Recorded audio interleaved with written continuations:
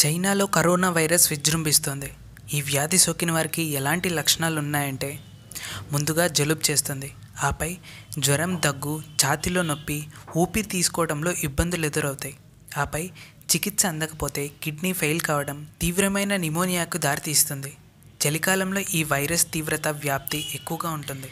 ఈ వ్యాధి సోకిన వాళ్ళు తుమ్మినా, దగ్గినా వారి ద్వారా ఈ వైరస్ ఇతరుల శ్వాసకోశ నాళంలోకి ప్రవేశించడం ద్వారా వ్యాప్తి చెందుతుంది. ఈ వైరస్ పెంపుడు జంతువులతో పాటు ప్రధానంగా పాముల నుండి సంక్రమించినట్లు జర్నల్ ఆఫ్ మెడికల్ వైరాలజీ ప్రకటించింది. గాలి ద్వారా ఇతరులకు సోకుతుంది.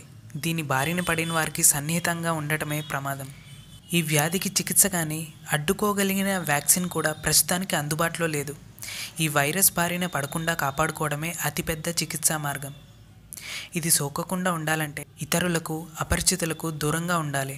ముఖ్యంగా ఇతరుల కళ్ళు, నోరు, ముక్కు భాగాలను తాకరాదు. నిత్యం మాస్కులు ధరించాలి. జనం ఎక్కువగా ఉండే ప్రాంతాల్లో ఉండకూడదు. ఎప్పటికప్పుడు చేతుల్ని సబ్బుతో కనీసం 20 సెకండ్ల పాటు కడుక్కోవాలి. అంతేకాదు, ఈ వైరస్ కూల్ డ్రింక్స్ ద్వారా, పాల ద్వారా, మాంసాహారం ద్వారా ఎక్కువగా సోకే అవకాశాలున్నాయి. ఇప్పటికే ఈ వైరస్ 2 తెలుగు రాష్ట్రాల్లో వ్యాపించింది. ముఖ్యంగా ఇంట్లో పిల్లలు ఉండేవారు చాలా జాగ్రత్త తీసుకోవాలని మనవి. ఈ వైరస్ గురించి తెలియని వారికి తెలిసేలా షేర్ చేద్దాం. Thanks for watching.